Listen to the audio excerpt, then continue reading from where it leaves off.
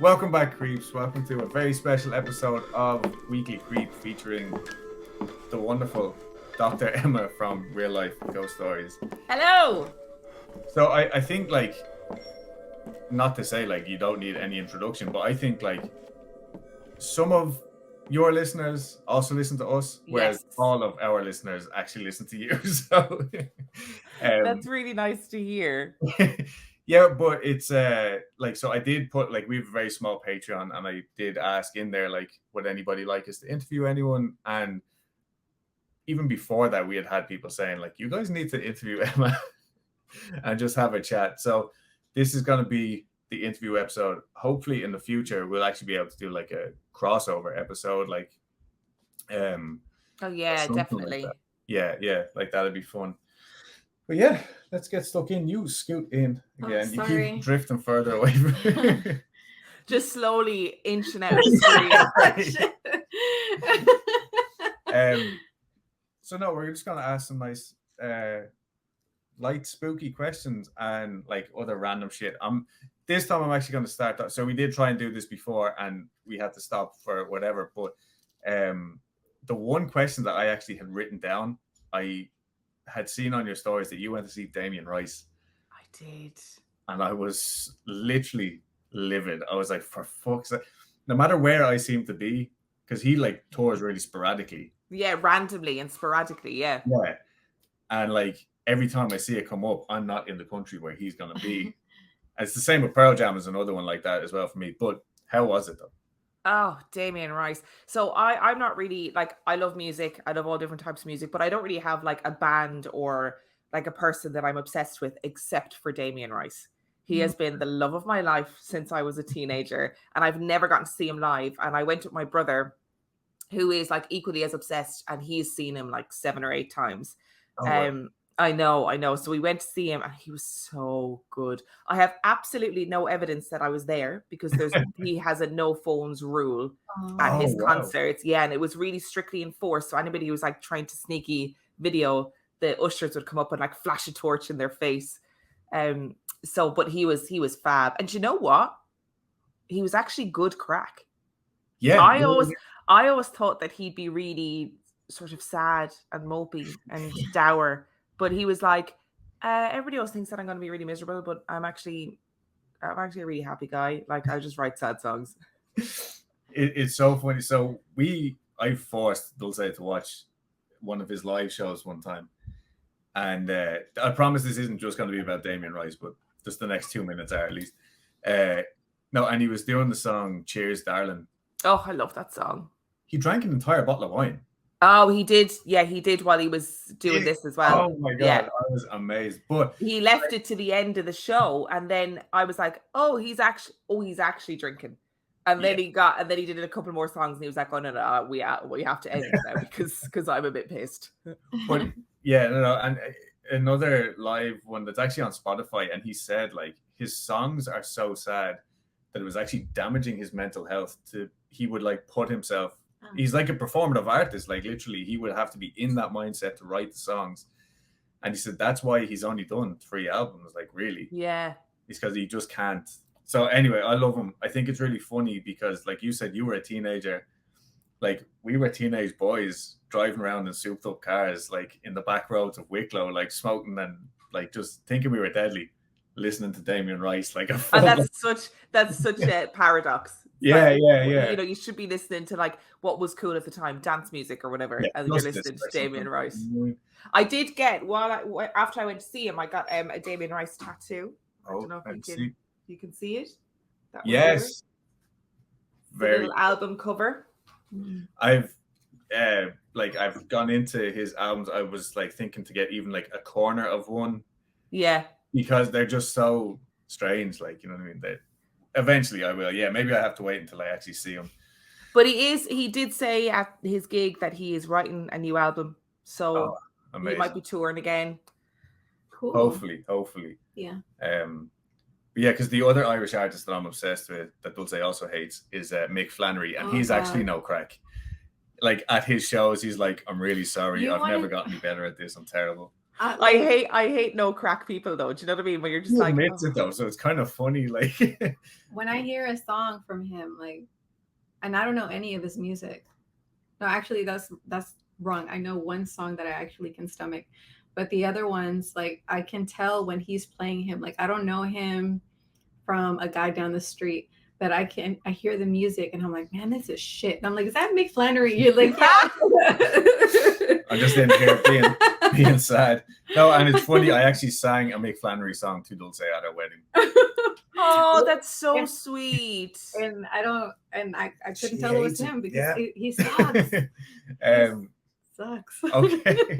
Sorry, everybody. Let's move on from this because one thing I will say, actually, I get really worked up about like the most stupid things. So like the last time when we were trying to get this done originally, I was like all week, like, oh my God, is this like stupid things like my camera's not working, my lights not working, something. But just actually having the chats like before we start, relax me. Like, if you can hear that now, that's Pork Chop in our litter box. She's going nuts right now. But yeah, so I do appreciate that, but I feel like we just end up chatting for hours, like, because I know. That's why I was like, right, let's start recording, because otherwise it would just be like, and another thing, and this, and have you seen this? And then I just don't stop. Yeah, no, I'm the same. It's the tea culture, I think. But you don't drink tea, actually. No, I don't. I don't drink tea. Yeah, so we can't even do like, are you Barry's or Lions? No. I don't drink tea. Never have. It's okay. I'll forgive it. But tell us your very first ghost story. Or actually, before you tell us that, tell us why you were interested in ghosts and strangeness in general. So I've always been like a bit of a spooky bitch. Do you know what I mean? Like ever since I was a kid, I was just sort of into weird things.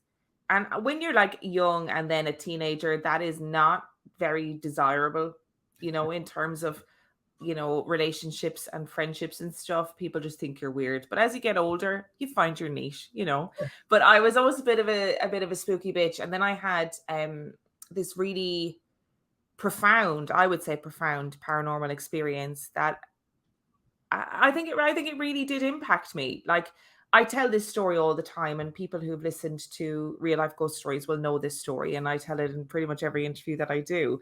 But it really had an impact on me because I've never been able to explain it. And I think when you have a profound experience like that, it doesn't just exist in a vacuum. It makes you question everything on a wider scale, because you end up going, well, if that actually happened, then what else is real? Like, what does this mean for my belief system and my whole understanding of the world? And that's pretty heavy when you're like 19 years old. Do you know what I mean? So I worked in a building called Maryborough Lunatic Asylum in Portlaoise in County Laois in Ireland. And people who live in Portlaoise will know it as the Red Brick. And I worked there for like 5 years. And prior to me working there had been all this weird shit had been going on. So all of this, like, people would hear footsteps on the 3rd floor at nighttime, and the 3rd floor was always locked at nighttime and always empty. They would hear furniture moving around. Like, some people were starting to refuse to work the night shift because of it, because they were so freaked out by it. And there was one night, like, there was these 2 nurses that were working, and they heard all this furniture being dragged around upstairs, and they were like, right, big brave men, you know, we're gonna go up and see what this is once and for all. So they went upstairs, and there was obviously, you know, nothing up there. And one of the nurses told me that he stood and watched as, like, there was a big light panel on the wall where all the light switches were for the ward. And he said he stood and watched as the light switches went off one by one, and the place was like really slowly plunged into darkness. And they were just like, no, fuck this. No, absolutely not. And in the end, they got a kind of an exorcism mass said in the place. One of the women that I worked with, and this isn't hearsay, you know, she told me this herself, but she was very prominent in the local church community, and she spoke to one of the priests who was more inclined towards the supernatural and got him to come in and do an exorcism mass. And actually everything seemed to calm down after that. Like I used to work on that floor on my own regularly. And on a winter morning, like I'd be in work for 8 o'clock where it would still be dark, and it would just be me bopping around on this whole floor on my own. And I never experienced anything untoward. Like it was always a little bit freaky because you're there on your own in this, you know, in what was an old lunatic asylum. But it was fine. And I never really experienced anything until it was a bank holiday Monday, and it had snowed really heavily the night before. And it was like 10 o'clock in the morning, and I was on a sneaky break. Like I shouldn't have been on a break, but I was outside smoking a cigarette, and I was leaning against the wall, and I looked up, and on the third floor in the middle window, there was a woman looking back at me.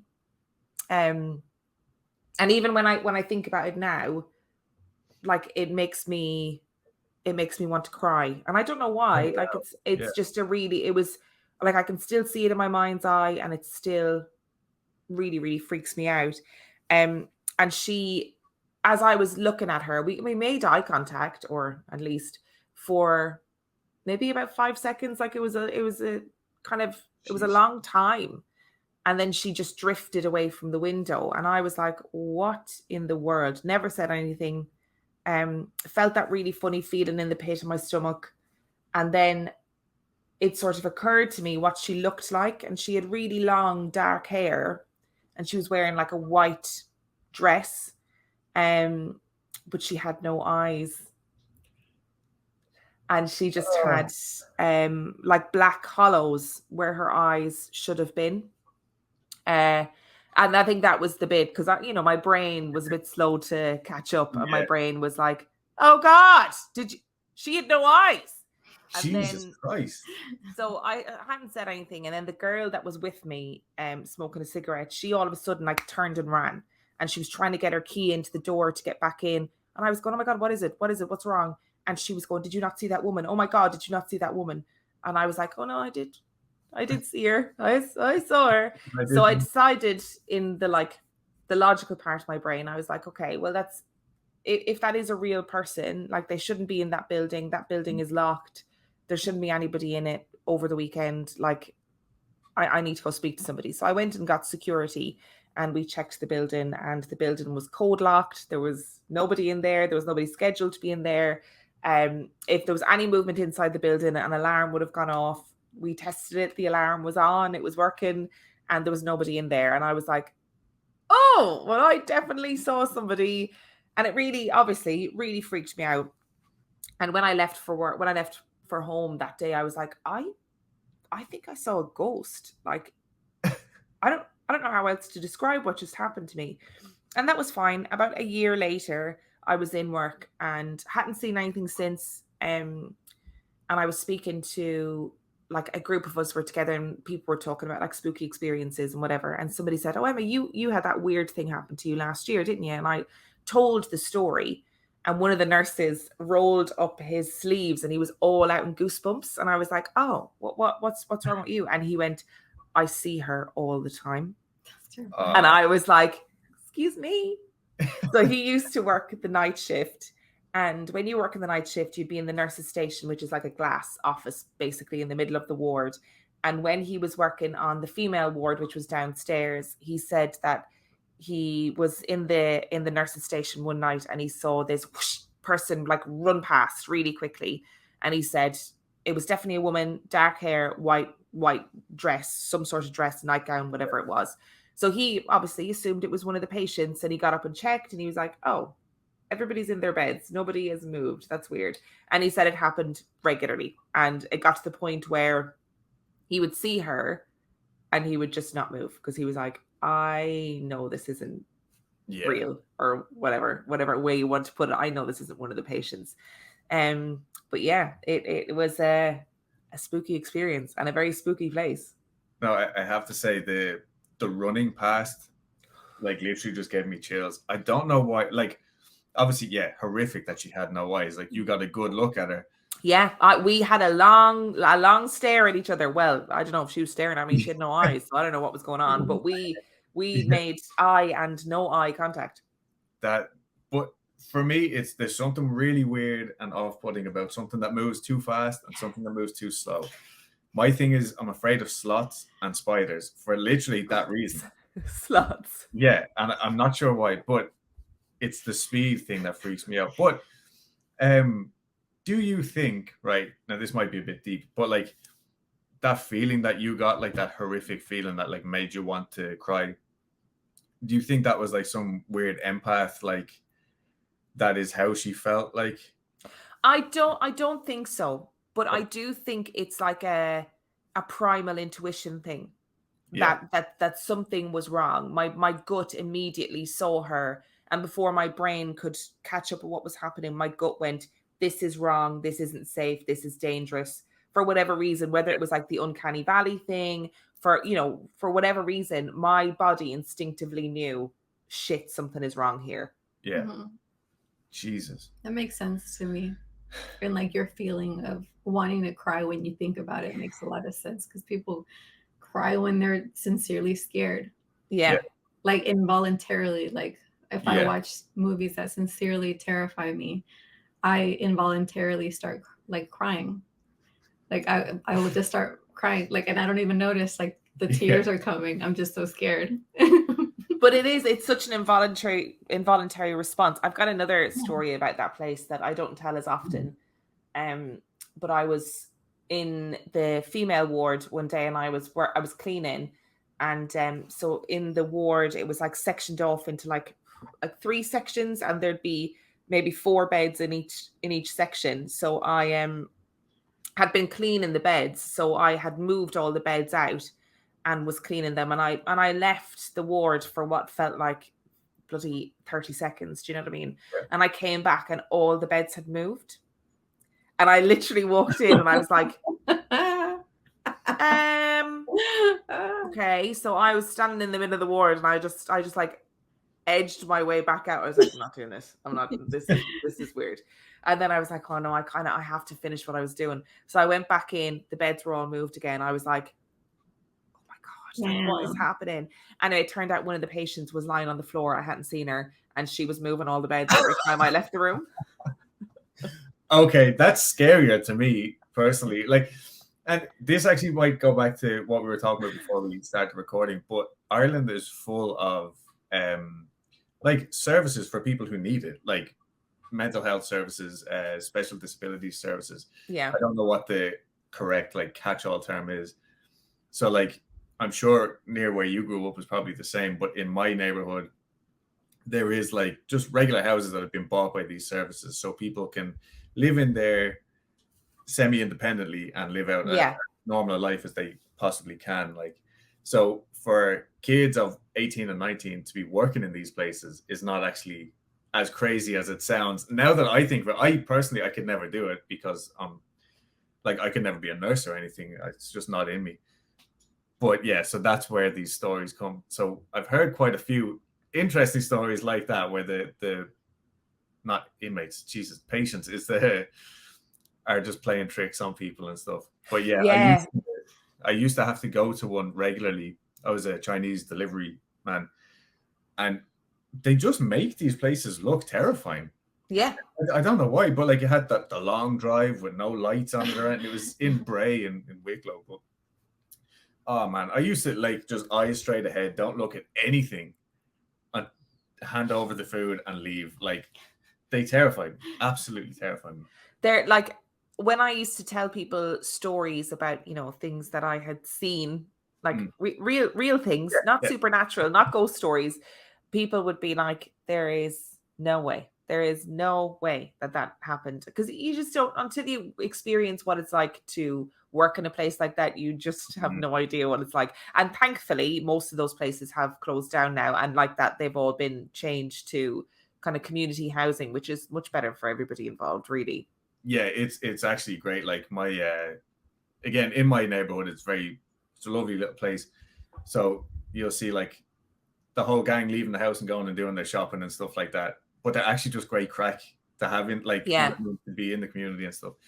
Anyway, what story, like, did you cover in real life ghost stories, like a deep dive or whatever, that you had learned about, like, when you were younger? Like, what was one that you were kind of like, I can't wait to get stuck into? Oh, there is one story that I kind of regret talking about now, and it's one of the few episodes that I'd like to take down, and that is the Annalise Michelle episode.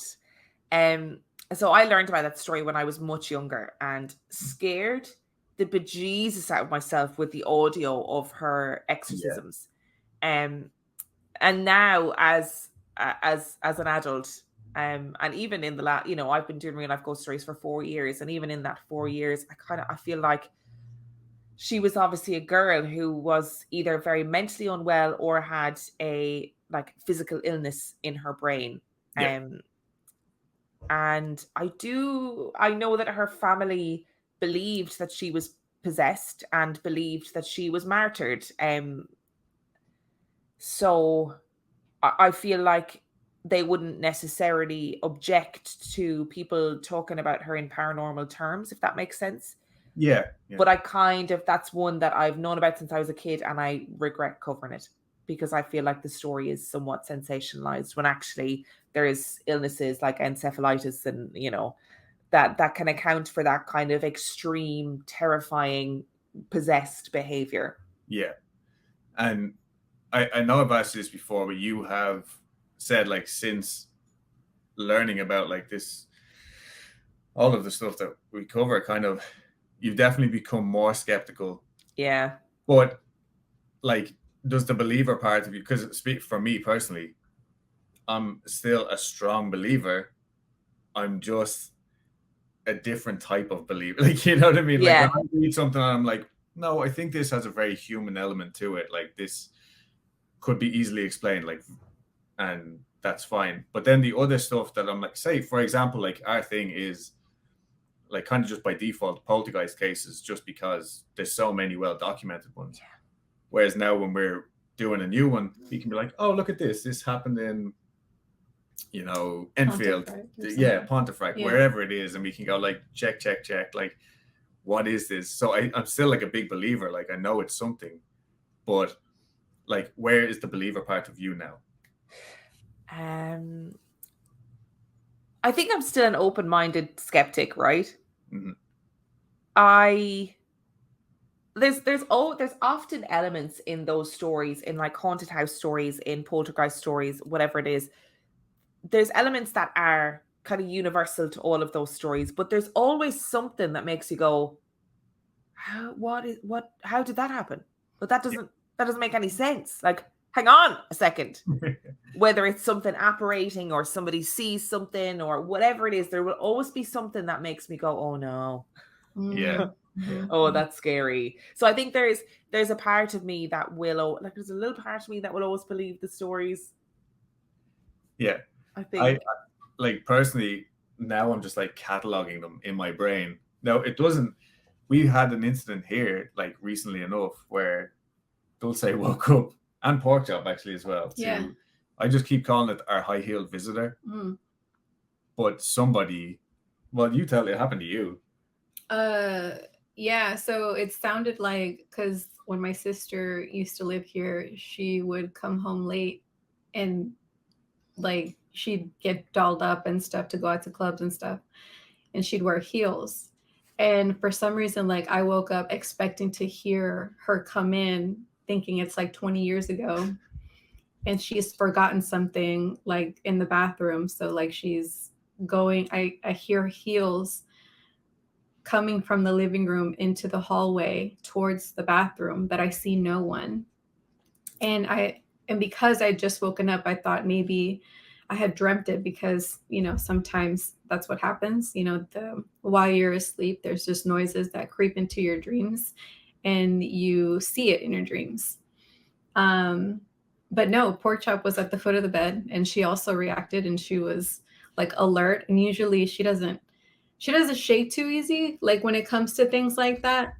But it was really hard to go back to sleep because like the entire time I'm just watching Pork Chop just being freaked out, intently staring at something that I cannot see. Do you ever think with things like that it is like a Impression? like a time slip type thing It's that like, I somehow in the fabric of time your sister coming home from a night out or whatever is being replayed? Yeah, like so that the stone tape theory Yeah. is right. So that night I was just ready to go. You're dreaming, roll back over and go to sleep. Yeah. But then when I saw Pork Chop, like Pork Chop is the cat, by the way. She was like so on edge. Yeah. That it like immediately brought this like tension into the room with it. Yeah. And I was like, as skeptical as you want to be, Mm-hmm. when you're put into that situation, regardless of how plausible it might be, Yeah. straight away you're like, you know, you're on edge and stuff. And then a few weeks later, recently enough, I was sitting here editing or doing something podcasty, and I heard it. And I'm glad he did, because when Yeah. I heard it, I woke him up and I said, "There's somebody here." And he was like, "It's nothing." And so I look at Pork Chop and I'm like, there's somebody here. And so it took me a minute, but then I like grit my teeth and got out of bed and went to investigate, and I didn't see anyone or see anything. Whereas I was saying it's nothing because I was terrified. I didn't want to get up. Do you know what I mean? But no, so what I heard was as if somebody started the tape halfway through this person walking through and stopped. So it was literally, and again, the way the house is angled, like you know where it is. So the ice machine is like in the fridge, is the other side. So it definitely wasn't that. But yeah, it was as if I got caught like 2.5 steps, and that's all I heard. And then it stopped. So I was like, that's really interesting. Did the whole like, what could it be? What couldn't it be? That time I wasn't scared because I guess I was awake and stuff. You know what I mean? But yeah, got up, checked it. But again, my whole point of bringing that up is just because, like, no matter how skeptical I get because of these stories that we cover, as soon as that little thing happens, I'm like, you bring me right back in, baby. Sucking me back in. Yeah. And yeah, so, and then what was also funny was Dulce's dad, who was, he heard that story. I think it was the first one that we had done on video, so it came up on his YouTube feed. And the next day, he had actually, it was the only episode he's ever watched. And he was like, it's funny because when your uncle was living here, he thought Dulce was playing a prank on him. He was sleeping in that same room, and he was awake, but he had just got home from work and was just lying on the bed, and he heard someone coming in and thought it was going to be Dulce playing a prank. Because again, you would have been like 5 or 6, I guess. And so he was sitting there waiting. He was going to jump at her and scare her, and it never came. He was in the house on his own. So yeah, that was pretty interesting. But anyway, sorry to keep this moving forward. So now, what is your favorite? And sorry if these are very basic questions, but now, what is your favorite topic that you've covered? Or like, not necessarily because of the ghostiness or anything, but like just in general. I love a cryptid story. Okay. I would do cryptid stories every week if I could. Like, I love them so much. And again, you know, with UFO stories, with haunted house stories, whatever, you know, Bigfoot stories, for example, get a bit samey. You know, somebody sees a big hairy man, they inexplicably have sex with him, you know, whatever, right? So Bigfoot stories tend to get a bit samey, so I try and stay away from them because you just end up feeling like you're telling the same story over and over again. But like cryptid stories in general, I love them. Like, I eat them up, give them to me. And the weirder, the better. Like, I recently did the Van Meter monster. Like, what a story. Horn in the middle of his head that lights up. Like, give it to me. Hook it to my veins. Okay. Wow. I've never heard that one. Yeah, I've never heard that one either. The only one that I've really covered is the Loveland Frogman. Oh, amazing. Wands. Who doesn't love a frogman with a wand? Who doesn't love it? I know. And that's kind of my favorite part about, we don't do those stories that often, but they're so fleeting, like, and they leave such a lasting legend. But and they're often so stupid. Yeah. I think that's what kind of like if I saw something like that, I'd be kind of like, nah, man, I can't tell anyone about it. No, But you'd be like, will, I'm taking this to my grave because yeah. everybody's going to think I'm crazy. But in my naivety, when I first moved here, or around, I don't know, I was going to the gym anyway, so a long time ago now, but it was like late at night, and I saw what I could only describe as a big hairy worm, like rolling, like worming down the road, and like my headlights just caught it just enough, and I was like, this was before Weekly Creep even, so I was like, where do I go? Reddit. And I was like, this is what I saw. Somebody tell me. I got all sorts of answers. Turns out I seen another one like a few months later, and it's fucking tumbleweed. Yeah, just No way. in the city. So I guess they couldn't like get big enough, so they just looked like fucking worms. But I ended up working in that gym, so I was there at night quite a lot after that. Yeah, so I felt pretty dumb after that. That's funny. A phallic tumbleweed. Yeah, a worm-like tumbleweed. Real quick, how long do you want to let this run before we switch over? Because we have all day, but yeah, okay. Go for it. My tattoo appointment's at like 2, and it's not even 11 o'clock yet, so we have all the time in the world. Sweet deal. Let's go like another few minutes. I don't even know. I have this thing where I have like 5 or 6 notebooks, and then I can't find anything that's written down. Did you have a question? Because I've done all the talking. Yeah, I was gonna say if I could get a question in. Sorry. Is there? How do you? That came out passive aggressive. Yeah, I loved it. I loved it. Fine. So like with your growing fan base, what I wanted to know is how do you set up your boundaries with your fans, and like how do you enforce them? Oh, that's such a good question. And I don't know what the answer is. I have really struggled at times with the Real Life Ghost Stories listeners. Obviously, not all of them. I think I need to preface this by saying 99.9% of people that listen to the podcast, and it'll be the same for you guys. They're really boundaried, really respectful, like really polite, lovely. Like they might send me something on Instagram, they might send me an email. Lovely, brilliant. Cannot fault 99.9% of people that listen. But you know, there are times when boundaries get crossed. Mm-hmm. And most of the time, I don't think people realize that their behavior is unboundaried, and that makes it more difficult. Because when I try and call people out and say, hey, this isn't okay, they immediately get really defensive, and then it becomes difficult. So I don't know is the answer. I don't know. I try and be boundaried. Like I have auto responses on Instagram and stuff. I have an auto response on my email. I have gotten much better at accepting that not everybody is going to like you. Mm-hmm. I found that really difficult in the beginning when people were like, I don't like, you know, this about the podcast, or this was really shit, or this episode was terrible. I used to be like, oh, how dare you? I spend so much time. Yeah. And I've sort of learned to just, where possible, just let a lot of it go. Yeah. Do you guys have difficulties with it, with unboundariedness? I think sometimes as well, I think the paranormal lends itself to unboundaried behavior and conversations, maybe. I think we have a similar situation, and and you're right.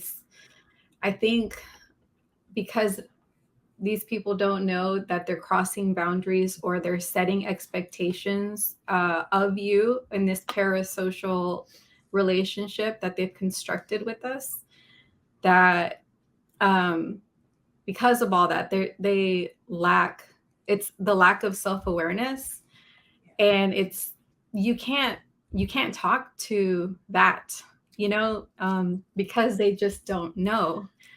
So that it's a tricky situation. I think we're going to have to probably set up some sort of system, like a vetting system, where it's like, if you really want to give us a message, you know, that is not spurred on by pure emotion, you know, if you want to give me a thought out message to receive, just email it. Yeah, because actually you'll find that a lot of people won't. Yeah, because exactly that, it's come from an instant response on Instagram where they've gone, this is how I feel, and then if they get a reply to be like, if you need to contact me, you need to send me an email, oftentimes they won't, because they're like, oh, hang on a second, actually I need to, there's steps that I need to take to send an email, and that gives me time to think about what it is that I'm saying. Pretty much. Yeah, it's funny. It's like if this was 20 or 30 years ago, they'd have to sit down and write a letter and then bring it to the post box and then wait for a response. Like, you know what I mean?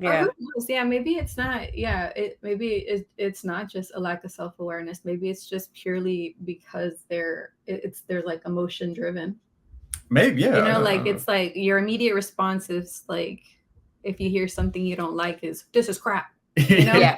But like if you write it in an email and you're like, you have to describe why this is crap, and then you're just like, well, I don't really know why this is crap. Maybe I just don't like it. Actually, I was just having a bad day, and these just didn't like jive with me or whatever. Yeah, I think there's also a reality in being an easy place for people to put their frustration. So I remember at the beginning of the pandemic having this like massive uptick in like people sending me like really kind of bizarrely aggressive messages and emails, and I was like, what is going on? And I was like, oh my god, everybody hates us, everybody hates the podcast, like why are we doing this? Because no matter how many nice messages you get, the human instinct is to focus on the shit, you know what I mean, and on the angry messages and the bad reviews and all of that. And then I really realized that like people were freaked about the pandemic. People were frightened. Of course they were. We all were. Everybody was. Nobody felt in control. And we ended up being like a channel or a funnel for some people's frustrations. And when I squared that in my brain, I was like, oh, this is not all about me. Yeah. Yeah. In my head, I always just go back to the letter thing, because I just think it's how angry must you have been back in the day to send a letter. So I'm like, you know, and I am bringing this to the post office.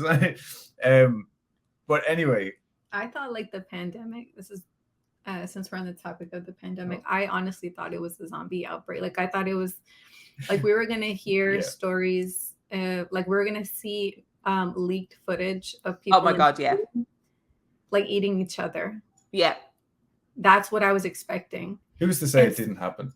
And so like, you know, with like the return of like zombie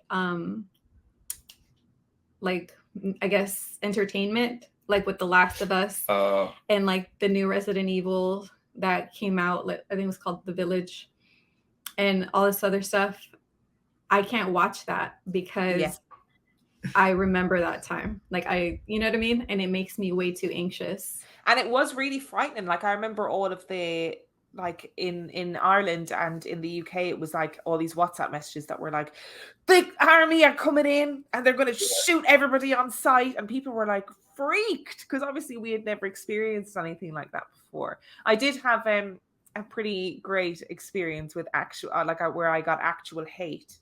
Like not just, you know, people, I get it. People criticize the podcast all the time and go for it. Like you're allowed to do that. And if it's constructive, I'll take it on board. Of course I will.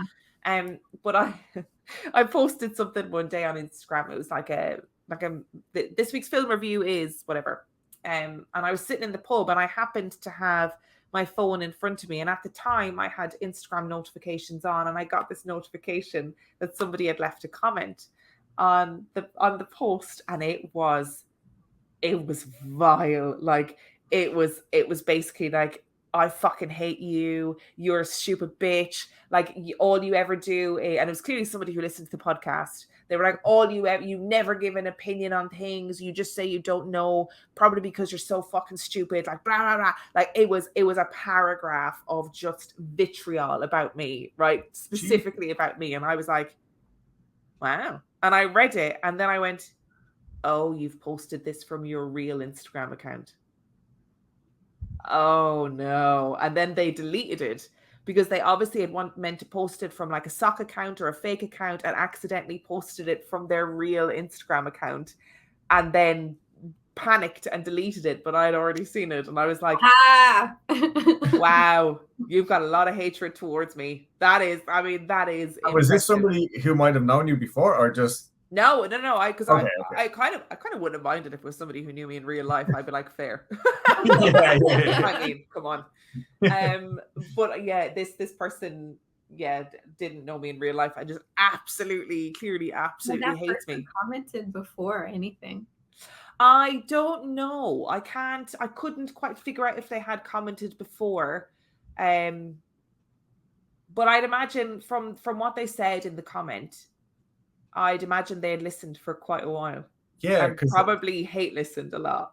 I find that interesting. Like, isn't that interesting? I will be the first one to be like, I don't know why I have like these weird responses to different types of audio.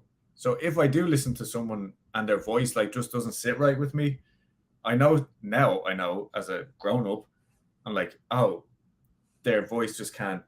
Like, I'm not in the right headspace to listen to this person. It's not to do with what they're doing. Like, you know what I mean? Mm-hmm. But so I don't know how I could sit down and listen to like an entire catalog of stuff and then go, actually, no, do you know what? But yeah, we're just curious now. We want to find this person for you. But no, okay. So I want to know about your musicals. I mean, not your musicals, like, you know, like, because you're in a theatrical group, is that right? Yeah, so I run a theater company. I produce for a theater company. Pre-pandemic, my friends set up a theater company and brought a show to Edinburgh, but I was in the middle of doing my doctorate, so I wasn't involved. And then obviously pandemic happened, everything fell apart. Post-pandemic, I was like, hey guys, let's get the band back together. But I also do amateur stuff for other things, and I do random bits and pieces too. Like last year I did a show in like in these really rich posh people's garden, who they wanted to like get a statue made of this playwright, and they came and approached us and were like, can you put on a show? And I was like, absolutely, yeah, brilliant. So I do random bits and pieces like that. At the moment I'm doing a show. I'm doing Twelfth Night, the Shakespeare show, and I'm playing the part of Feste, who is a singing fool. And unfortunately, I have this thing, and I'm not entirely sure where it's come from, but I always will blindly say I can do something without any question. If somebody was like, oh, this part you need to play a saxophone, I'd be like, I can do that. Oh, wow. Yeah, don't worry about it. I can do that. Can I do it? No, but I would always say I can do it. And in this particular instance, the part of the role is to sing, and I was like, yeah, I can do that. Don't worry about it. I mean, can I sing? I'm sure you can. Well, I wouldn't front a band. I'll put it that way. So as it has happened, I am now playing this part and singing 4 songs. 4. Oh, lit. Nice. Yeah, one of which I need to be learning at the moment, and I'm absolutely not doing that. So so that's what I'm doing at the moment, and it's taking up a huge amount of my time, which is great. I love it. And I'm also producing a show called Death and the Carpenter, which is like a really, really dark folk story that is all about this man who goes into the forest and he runs into death, and he hears death playing like his bone fiddle. Nice. And death is like, by the time I finish my song, you're going to die. So the carpenter has to try and, get one up on death. And we're making like a big 6-foot death puppet, which is very exciting. But yes, that's what I do in my spare time. That's really cool. That is so cool. We have like built up this imaginary place that you live in that's basically Midsummer Murders. Yeah. You live in Badger's Drift. Yeah, because I was like, oh, wouldn't it? Because we're always in Coston. Yeah, because we're always like, oh, maybe next year we'll like just move somewhere completely different, just because, you know what I mean? It's like every week it's somewhere else. Yeah. But Midsummer Murders is like one of our comfort watches, and I remember you had posted something about like one of these plays or something. And I was like, I actually think, and now that you've said about putting on a performance in a rich person's garden, I'm even more convinced that you is... live in Thatcher's Drift. Yeah, it was that. I mean, that was an experience because, like, they were rich people, and yeah, they had. I would imagine some of them had very strong opinions on me, which I'm fine with. Do you know what I mean? I was like, great. And when we did, so in November last year, we put on Macbeth, and we did it in like a medieval guard tower in a medieval prison in Canterbury. And it was insane because it was, you know, these medieval towers, they're not built for full scale productions. So that was rough. That was tough going, but we did it. We managed it, and it was pretty good. That sounds amazing. I think we'll wrap up our one of these. Oh, I just had a quick question. Sorry. Last meal you would ever have? Oh, that's such a good question. Like, you can do starter, you can do main course, you can do dessert. So this is going to be so niche. It's going to be so niche, but I'm going for it. Right. My starter is, so Adam, you're going to get this. My starter is a chicken fillet roll from Centra. Oh. Yeah. She's a chicken fillet trooper. I love that. Yes. The first thing she ate. Yeah. They're so good. Like every time I go home, I have a chicken fillet roll. Yeah, it has to be done. They even have vegan ones now, which is fantastic. Yeah. So I have plain chicken, right? Lettuce, red onion, cheese, mayonnaise, and butter. Cut in half, get in my face. That's my starter. Okay. Yeah. That's a pretty solid start. My main is a snack box, curry sauce, battered sausage, but from my chipper in my hometown, which is called Eddie Phelan's. That's what I want for my main. I've heard of snack boxes before. It's fried chicken. Yeah. Right, yeah. No, wait, right? Fried chicken. Yeah, fried chicken, chips. Yeah. What's his name? Steven, who I used to work with. The Scottish fella. Yeah, because he was like, yeah, I'm gonna go back home. I'm gonna go to a rave, and it's like 3 days long. And it's funny because, like, it's great because he's like an older guy, you know, and he's like, fuck yeah, I'm gonna go back. You know, I'm gonna go to this rave, drink tons of beer, and have munchie box. That's what he calls it. Oh, yes, to a munchie box. Yeah. So is that more like spice bag combo? Yeah, like a spice bag, yeah. Yeah, my granddad used to get a snack box. I'm just not into meat on the bone. That's why I never got into it. What? Curry sauce, though, I feel like you're gonna personally I love it. Nice. Chip shop curry, yeah. But I feel like a lot of people are gonna give you some flack for that because like garlic mayo from the chippers. Dude, but curry sauce has its place. No, I'm a curry boy. I'm a curry boy. It's in the echelon of condiments.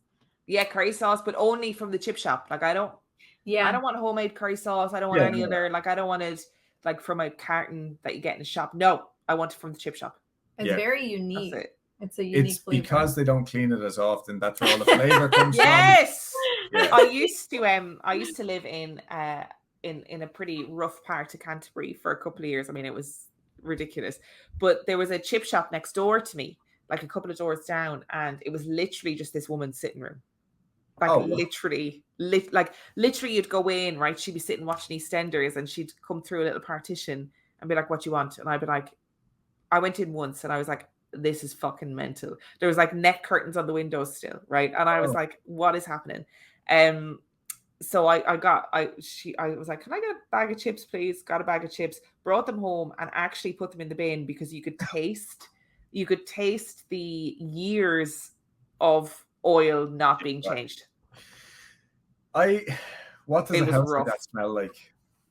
Oh, it was rough. I mean, she's since died, God rest her, but like it was rough.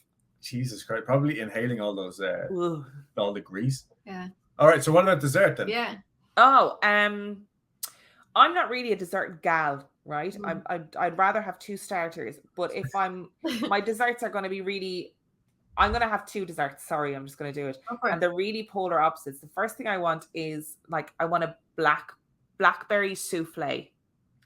Okay. Which is very fancy. Yeah, that sounds bougie. I love it. Very bougie. But also, I want Viennetta. which I Okay. don't know if that's a US thing. I don't know if you can I get don't that. think it is, but I'll tell you what. My granddad still lets me know when he has Viennetta in the fridge because that's the fancy dessert. Yeah, that What is. is I mean, Ice cream cake. Oh, it's basically just like ice cream, but it was like, It was really clever advertising, I think, where Yeah. they made it feel like the Ferrero Rocher of ice cream, like in this. Yeah. okay. jug. Oh, Yeah. that's cool. and it was basically what poor people got to feel fancy. Do you know what I mean? That was it. And then we used to have it every year at Christmas when I was a kid. And even now, like I'm the youngest in my family, and all my siblings are grown up, obviously. Every Christmas we have to have Viennetta. And there was one Christmas a couple of years ago where my mom didn't get Viennetta, and we still talk about it now. The cheek of it. Yeah. The absolute cheek for it. We were like, excuse me? This is the worst Christmas ever. What was Yeah. it that Granny got upset because there was no mashed potatoes at that dinner? No, that's my little sister. Oh, it's her sister. My uncle is actually from South Africa, so he doesn't see why we need to have roast potatoes, mashed potatoes, potato croquettes, and whatever else like you can fit out with a Christmas dinner.